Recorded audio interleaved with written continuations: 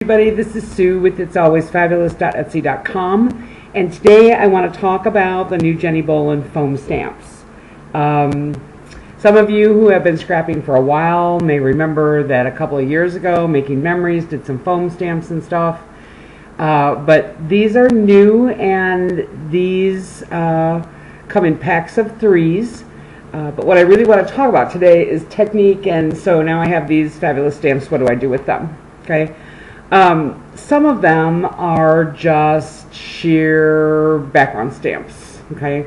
Some of them, there's one with dots like this. So the way that you work with these stamps, okay, is to take a paint dauber. I like to work with a paint dauber. Some people prefer a brush and paint. Great. You can do ink with these too, but they're, you know, not really what they're made for. So first of all, I'm just going to do this, okay? And this is just all about coverage, okay? And depending on the color that you choose, you are going to get either kind of a translucent look, so you're still going to see your background paper, or you're going to get a solid look. So the lighter the color, the more that you're going to be able to see through it on your finished product. And I just kind of keep going on this. I mean, it's not about slathering on an inch worth of paint, but it's kind of about getting it all to be a consistent color, okay? And then I'm going to stamp it, and I have some paper here that's actually some graphic 45, but you just take it and put it down on the paper, okay? Don't start right away, just put it down on the paper, because these stamps in particular, these big backgroundy stamps, are going to slip with the paint a little bit. So you just kind of put it there and then you push down. And you push down like any other stamp, okay, and kind of get the coverage, make sure you get the edges, okay, which is great. And then I always hold onto the stamp. These come on a plastic, rigid plastic back, and start to lift up on one corner and lift, okay? So you can see that you're going to be able to see the background behind this one, which is kind of cool if you want to use it instead of a mat with a small picture or something on it. And I actually have these pieces here that I use. These are dry.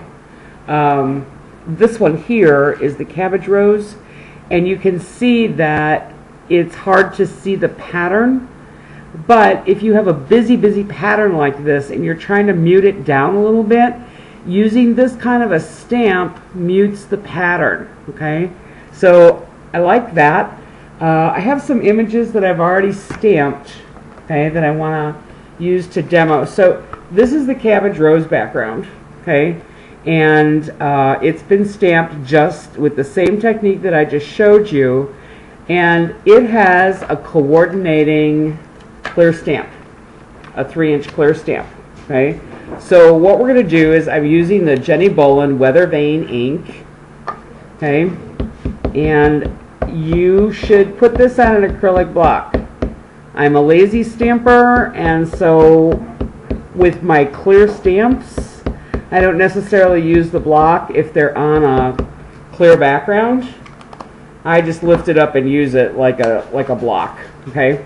So what we're going to do, and this is tricky because I'm doing this upside down, what you do then is you take this stamped image, which has dried, takes about 15-20 minutes to dry, and put this down on it, line it up, okay, press.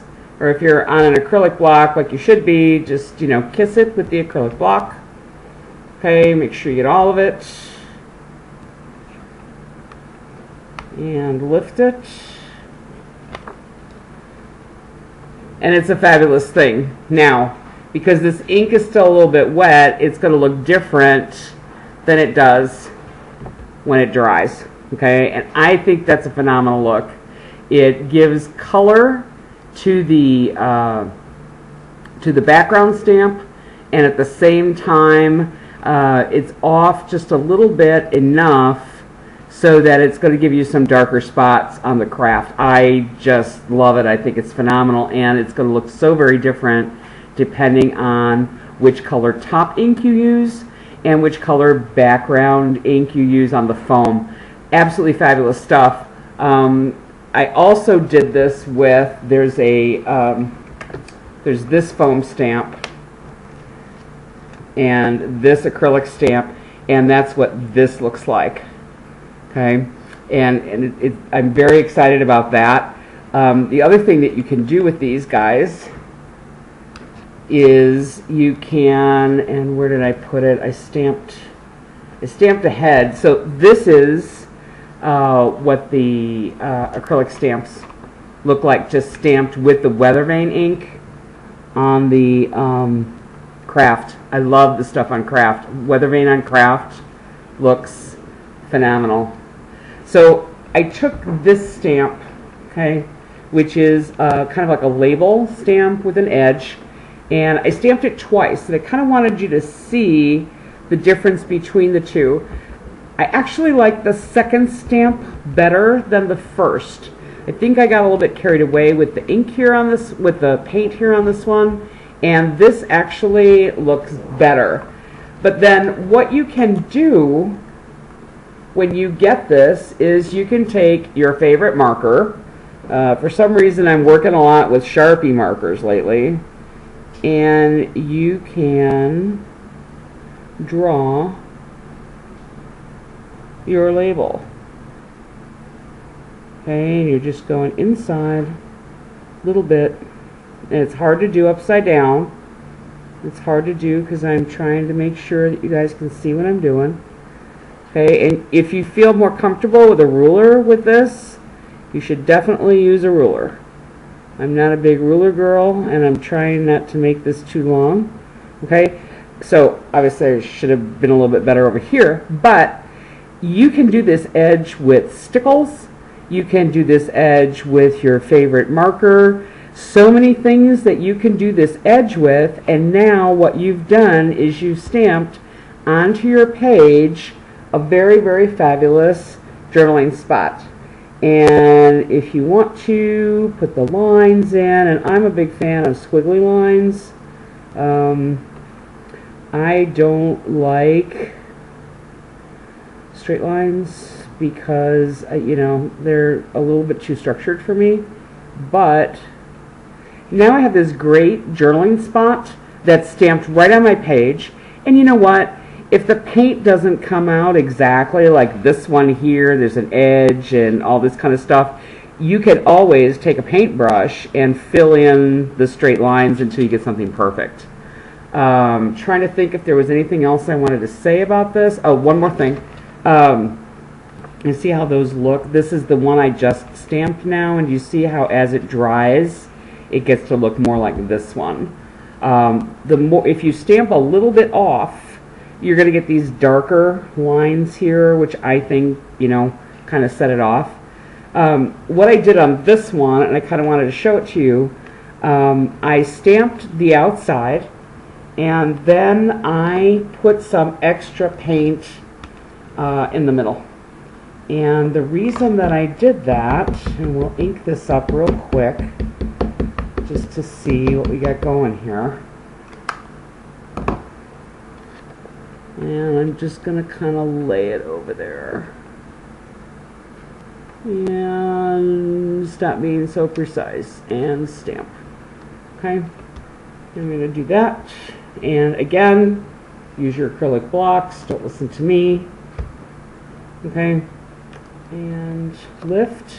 Okay, but what's happened here, and I got a little bit of smoosh in the middle, but when you smoosh this ink on this paint, it's forgiving. So if I got something stray on the paint that I'm not happy with, I could just take my finger and kind of rub it in and it's gone. But what I did was put extra paint in the middle so that the outside pieces are, the outside part of this background is a little bit lighter and more depth in the middle.